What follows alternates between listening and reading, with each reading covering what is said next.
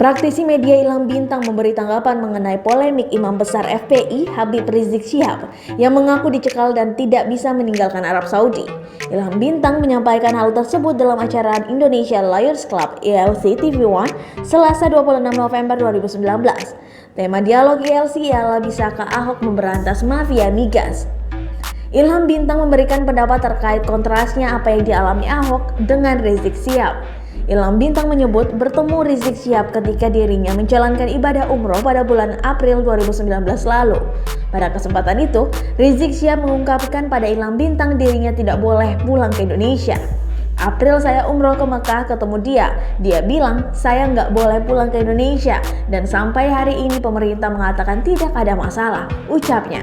Menurutnya, polemik pencekalan tersebut bisa diselesaikan melalui perwakilan Indonesia.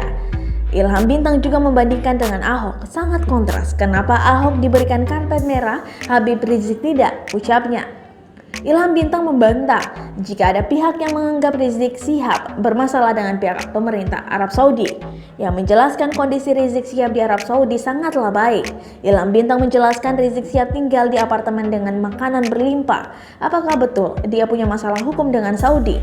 Saya bantah tidak, karena saya ketemu dia di apartemen yang nyaman sekali, makanan berlimpah, ucapnya. Ilham Bintang mengungkapkan Rizik Syihab menceritakan dirinya diberi kemudahan oleh pemerintah Arab Saudi. Ilham Bintang mengungkapkan Arab Saudi memiliki aturan ketat dalam berkumpul, namun yang terjadi pada Rizik Syihab justru sebaliknya.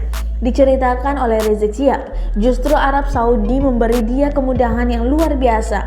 Kenapa? Di Saudi orang tidak bisa kumpul lebih dari 10 orang. Setiap hari Habib Rizik menerima tamu 60 hingga 100 orang siang malam.